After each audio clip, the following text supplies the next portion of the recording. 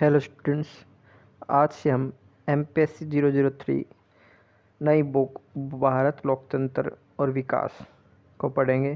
Chapter 1 इस book के बारे में जानना है। इसमें आपको भारत की डेमोक्रेसी एंड डेवलपमेंट, भारत में लोकतंत्र कैसा रहा और उसका भारत का विकास किस तरह से हुआ, उसके बारे में पढ़ेंगे इस बुक में।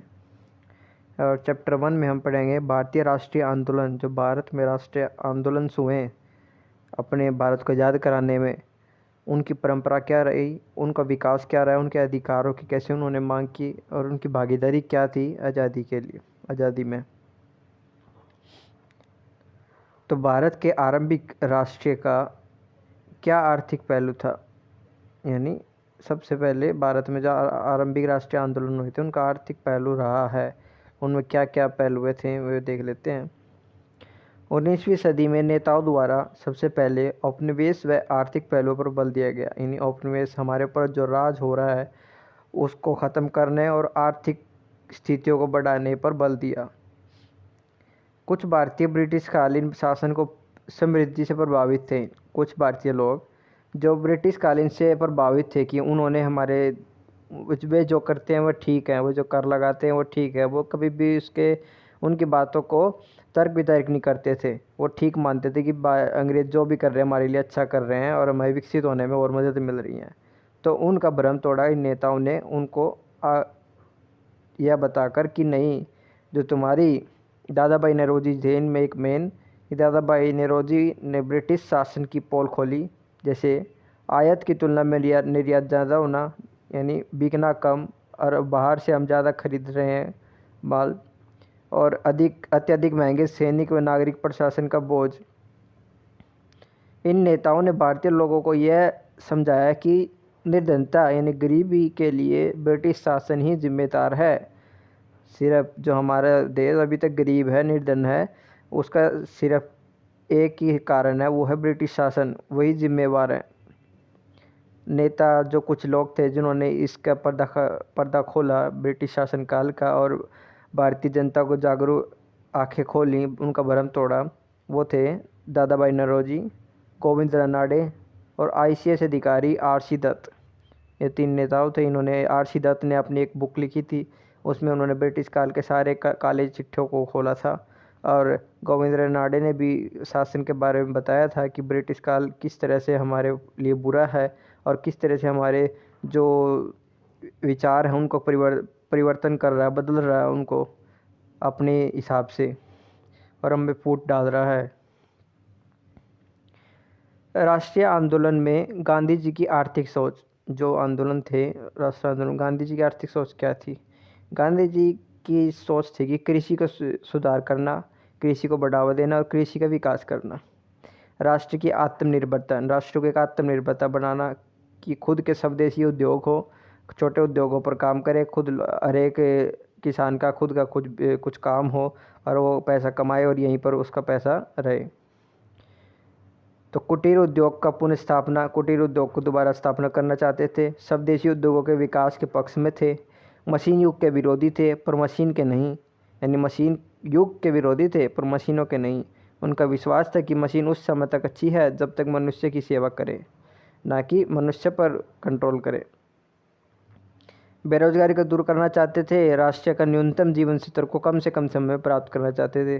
जो राष्ट्रीय का न्यूनतम विकास है वो कम से कम समय में प्राप्त करना चाहते थे, विकसित होकर। राष्ट्रीय आंदोलनों की शुरुआत या स्थापना, फाउंडेशन कहाँ से शुरुआत हुई थी? तो 1885 में कांग्रेस की स्थापना, जिसमें सभी शिक्षित लोग थे, यानी कुछ अमीर लोगों ने एक पार्टी का स्थापना की जिसको कांग्रेस कहते थे, और उसमें बहुत से अमीर लोग और बहुत से पढ़े लिखे अभिजात वर्ग थे। उन्होंने इसकी शुरुआत की थी। उन्होंने अपने हक की मांगे की, कानून के खिलाफ बातें उठाई। 1861 में भारतीय शासन सभा अधिनियम द्वारा भारतीय लोगों को, जो ये शासन सभा था, इसके भारत को सरकारी नौकरियां देने का वादा किया था, पर कभी भी भारतीय लोगों को सरकारी नौकरी उच्च पदों पर नहीं मिल पाई, जिससे कि वे एक अहम भूमिका निभा पाए सरकारी कानून नियमों में। तो उनका मानना था कि आप हमें नौकरियां तो दें, आप कह तो रहे हैं नौकरियां देंगे हम सरकारी नौकरी इस अधिवेशन के तहत, पर आप हमें नौकरियां तो नहीं दे रहे हैं कोई भी, तो हम किस तरह से इसमें अपने हित के अनुसार कोई नियम कानून बना सकते हैं? ये तो आपकी मनमर्जी के नियम कानून ही बनेंगे यहाँ पर। तो इसलिए कांग्रेसी नेताओं ने इन चीज़ों पर बात उठाई। फिर राज्य के प्रशासन तंत्र में भारतीयों की सहभागिता की मांग की है, वही कि राज्य के प्रशासनीय है यानी उनके जो भी क्षेत्र हैं, सेक्टर है, उन सब में भारतीयों को सरकारी जॉब दे और उसमें सहभागिता दे, जिससे वे अपने हित भारतीय लोगों के लिए भी कुछ काम कर सके। हर जगह अगर अमीर यानी ब्रिटिश लोग ही काम कर रहे होंगे तो वो भारत के हित में काम नहीं करेंगे, वे भारतीय लोगों के हित में नहीं काम करेंगे, वे सिर्फ ब्रिटिश कंपनी के हित में काम करेंगे। भारतीय उद्योगों का संरक्षण करना चाहते थे, स्वदेशी उद्योगों का संरक्षण चाहते थे कि ये उद्योग ज़्यादा होना चाहिए, और दमनकारी कानूनों की समाप्ति करना चाहते थे, जो कि दमनकारी कानून थे जो भारतीय लोगों के हित में नहीं थे, उनका समाप्ति चाहते थे। गांधी जी का योगदान। गांधी जी का सर्वप्रथम 1917 में किसान आंदोलन सत्याग्रह आंदोलन शुरू किया। यह उनका साउथ अफ्रीका से आने के बाद भारत में पहला आंदोलन था। इसमें उन्होंने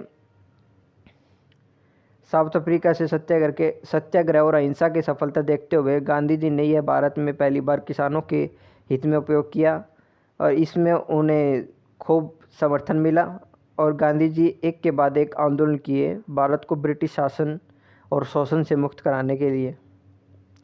कुछ आंदोलन इस प्रकार हैं। 1920-22 में असहयोग आंदोलन, सरकार का सहयोग नहीं करना, और 1930 से 34 में सविनय अवज्ञा आंदोलन, इसमें भी सेम ही है, किसी भी आज्ञा का पालन नहीं करना कानून की, ब्रिटिश शासन की। और फिर 1940-41 में निजी सविनय अवज्ञा आंदोलन, और 1942 में भारत छोड़ो आंदोलन। तो गांधी जी का स्वराज का सार। 1929 में यानी एक ऐसा राज्य होना चाहिए जो सभी के लिए काम करता हो, सभी लोगों के लिए। 1929 में लाहौर में हुए कांग्रेस अधिवेशन में पूर्ण स्वराज की स्पष्ट व्याख्या की गई, और 26 जनवरी को संपूर्ण स्वतंत्रता का व्रत लिया गया कि हमें संपूर्ण स्वतंत्रता चाहिए। और जनवरी 1930 को यंग इंडिया नामक एक अखबार में गांधी जी के एक लेख द्वारा स्वराज का सार प्रस्तुत किया, यानी स्वराज में वो क्या क्या चाहते थे। तो वो इन पॉइंटों को चाहते थे। वे लगान लेते थे ब्रिटिश शासन भारतीयों से, वो 50% कम किया जाए, और जो सिविल सर्विस की तनख्वाह थी उसको कम की जाए। फौजी खर्च को कम किया जाए, उसकी बजाय 50% कम किया जाए, उसकी बजाय रक्षात्मक शुल्क में लगाया जाए, यानी सुरक्षा में लगाया जाए, ना कि फौजी खर्च में। विदेशी कपड़ों का आयात नियंत्रित किया जाए, यानी बाहर से विदेशी कपड़ों को कम खरीदा जाए। तटीय यातायात को रक्षा का विधेयक पेश किया, तटीय यातायात को उसकी रक्षा की जाए। CID विभाग को ख़त्म किया जाए, और हिंदुस्तानियों को आत्मरक्षा के लिए बंदूक, पिस्तौलें आदि रखने का लाइसेंस भी दिया जाए। नमक पर जो सरकारी कर है उसको ख़त्म किया जाए। नशीली वस्तुओं को बंद किया जाए, और उन सब राजनीतिक कैदियों को छोड़ दिया जाए जिन पर या तो हत्या करने का या हत्या के षड्यंत्र करने का आरोप लगा हो, उनको आरोप से पकड़ा गया, उनको छोड़ दिया जाए। अब समाजवाद के उभरने के कारण। समाजवाद यानी समाज में आर्थिक शक्ति, पूंजीवाद को ख़त्म करना और साम्यवाद को किसानों के लिए बात करना, ये किस तरह से उभरे भारत में। कांग्रेस का लक्ष्य केवल राजनीतिक स्वतंत्रता न रहकर सामाजिक व आर्थिक स्वतंत्रता की मांग करना। शुरू में कांग्रेस सिर्फ राजनीतिक स्वतंत्रता चाहता था कि हमें बोलने का अधिकार होना चाहिए, हमें लड़ने का अधिकार होना चाहिए, हमें नियम कानून बनाने का अधिकार होना चाहिए। फिर उसके बाद उन्होंने सामाजिक तौर पर और आर्थिक तौर पर भी स्वतंत्रता की मांग करना आरंभ कर दिया। और उस सदी में 20वीं सदी के काल में युवा वर्ग समाजवादी विचारधारा से बहुत प्रभावित है, मार्क्सवादी विचारधारा से।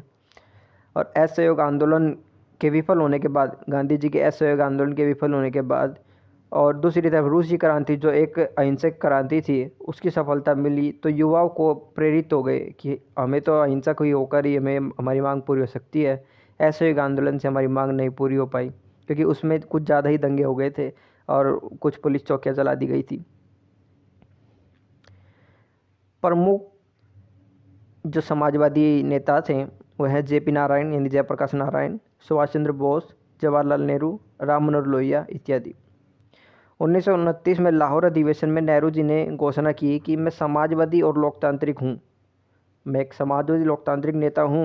ये उन्होंने खुलेआम कह दिया था 1929 के एक लाहौर अधिवेशन में। और समाजवाद का अर्थ नेहरू के शब्दों में है व्यक्तिगत संपत्ति की समाप्ति, यानी निजी संपत्ति की, आदमी के पास जो संपत्ति ज़्यादा हो और नियमित संपत्ति होनी चाहिए, वो अगर हद से ज़्यादा है तो उसको समाज में उसको बांट देना चाहिए। ये समाजवाद की एक नेहरू के शब्दों में।